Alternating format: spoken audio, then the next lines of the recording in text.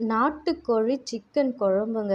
ஒரே ஒன் பாட்ல செஞ்சு முடிச்சிடலாம். அதாவது குழம்பே வைக்க தெரியாது அப்படின்றவங்களுக்கு சூப்பராக எல்லா மசாலா ஒன்றா அரைச்சி ஊற்றி பார்க்கவே எவ்வளோ கலர்ஃபுல்லாக இருக்குது பார்த்தீங்களா? வீடியோ ஸ்கிப் பண்ணாமல் கடைசி வரைக்காலும் பாருங்கள். வாங்க வீடியோக்குள்ளே போகலாம். Hello friends, welcome to Subhashree Jamuna channel. இன்றைக்கி நம்மளோட சேனலில் சூப்பரான நாட்டுக்கோழி குழம்புங்க. இது குழம்பு வைக்க தெரியாதவங்க கூட ஈஸியாக வச்சிடலாம். மிளகு, சீரகம், சோம்பு எல்லாமே ஒரு ஒரு ஸ்பூன் எடுத்துக்கோங்க. நான் சிக்கன் நான் ஒரு 3/4 கிலோ அளவுக்கு எடுத்திருக்கேன். இப்போ ஃப்ரெஷ்ஷாக மசாலா என்னென்ன சேர்க்க போகிறேன்னா, வெங்காயம், இஞ்சி, பூண்டு, தக்காளி, அது கூட தேங்காய் சேர்த்துக்கோங்க. முந்திரியும் பாதாமும் ஆப்ஷனல் தாங்க. தேவைப்பட்டால் சேர்த்துக்கோங்க, இல்லைன்னா தேவை கிடையாது. இது கூட நம்ம முக்கியமானது கொத்தமல்லி, புதினா, கறிவேப்பிலை, இது 3யுமே சேர்த்துக்கோங்க. எல்லாமே ஒன்றா சேர்த்துட்டு நல்லா ஒரு பேஸ்ட் மாதிரி அரைச்சி எடுத்துக்கோங்க. பாருங்கள் எவ்வளோ சூப்பராக நல்லா மைய அரைச்சிக்கணும்.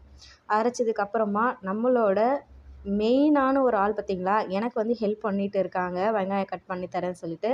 ஸோ நான் வேண்டாமான்னு கூட கேட்கல. அவங்க கட் பண்ணி கொடுத்ததை நம்ம எதுக்கு வேஸ்ட் பண்ணணும், அதையே போட்டுடலாம். அவங்களோட கட் பண்ண நைஃப் இது தாங்க. இதில் தான் அவங்க கட் பண்ணி கொடுத்தாங்க எனக்காக. நம்ம சுபா தான். எப்படி நல்லா ஒர்க் பண்ணுறாங்களான்னு சொல்லுங்கள். இப்போ நம்ம தாளிச்சிடலாங்களா? சிக்கன் குழம்பு சூப்பராக இருக்கும். அதாவது பேச்சுலர்ஸ் எல்லாம் இருப்பாங்க, அவங்களுக்கெல்லாம் குழம்பு வைக்க கஷ்டமாக இருக்கும்.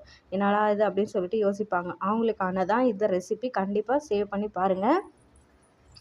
இப்போ குக்கர் எடுத்துக்கோங்க. அதில் நான் நல்லெண்ணெய் சேர்த்துருக்கேன். நாட்டுக்கோழினா ரொம்ப ஹீட்டு, அதுவும் இந்த சம்மர் டைமில் ரொம்ப ஹீட் ஆகும். அப்போ அந்த ஹீட்டையும் குறைக்கணும், நம்ம டேஸ்ட்டாகவும் சாப்பிடணும் அப்படின்னா நம்ம நல்லெண்ணெய் சேர்த்துக்கோங்க. நல்லெண்ணெய் சேர்த்துட்டு ஹோல் ஸ்பைசஸ் எல்லாமே சேர்த்து நல்லா பொரிஞ்சதுக்கப்புறமா கறிவேப்பிலை, இப்போ நம்ம கட் பண்ணி வச்சுருந்த வெங்காயம் அதை நான் சேர்த்துருக்கேன். சேர்த்துக்கிட்டு ஒரே ஒரு தக்காளிங்க, அதையும் சேர்த்துக்கோங்க. நல்லா பெருசாக சாப் பண்ணி சேர்த்துக்கோங்க, பிரச்சனை கிடையாது. அதுக்கப்புறமா தக்காளி கூட கொஞ்சமாக உப்பு சேர்த்துக்கிட்டு நல்லா வதக்கிட்டு, இப்போ நம்ம அரைச்சி வச்சுருந்தோம் இல்லையா பேஸ்ட்டு, அதையும் சேர்த்துக்கோங்க. நல்லாயிருக்கும். உள்ளே சேர்த்துட்டு நல்லா அந்த பச்சை வாசனை போகிற வரைக்கும் நல்லா மிக்ஸ் பண்ணுங்கள். இப்போ மசாலாலாம் சேர்த்துக்கலாம். நான் வீட்டில் அரைச்ச குழம்பு மிளகாய் பொடியும், கொஞ்சம் கரம் மசாலா, கொஞ்சம் சிக்கன் மசாலா எடுத்திருக்கேன். அவ்வளோதாங்க, வேறு எதையுமே நான் சேர்க்கல.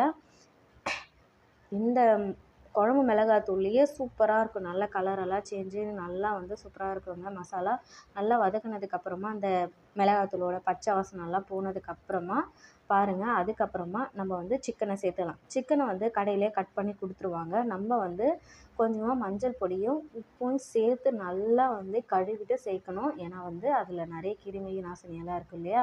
ஸோ அது எல்லாமே போகும். பாருங்கள், நாட்டுக்கோழி தான் நல்லாயிருக்கும். ஏன்னா குக்கரில் போட்டால் தாங்க ஒரு 5 விசிலாவது விட்டால் தான் இது வேகுது. அதனால் நான் குக்கர்லேயே செய்கிறேன். இதே நம்ம வெள்ளைக்கோழி அப்படின்னா ஒன்றும் பிரச்சனை இல்லை, நம்ம கடாயிலே கூட செஞ்சிடலாம். நான் ஒரு 3/4 கிலோவுக்கு எடுத்திருக்கேங்க. எல்லாமே சேர்த்துட்டு கொஞ்ச நேரம் இதை அப்படியே நான் அந்த மசாலாவிலேயே நம்ம நல்லா பெரட்டி கொஞ்ச நேரம் வச்சிடலாம். அப்போ தான் அந்த அந்த தண்ணி பிரிஞ்சு வரும். மசாலாலாம் சிக்கனுக்குள்ளே போயிட்டு சூப்பராக இருக்கும். இப்போ நம்ம தேவையான அளவு தண்ணி சேர்த்துட்டு ஒரு 5 விசில் வேக விட்டு எடுத்தோம்னா சூப்பரான சிக்கன் குழம்பு ரெடி.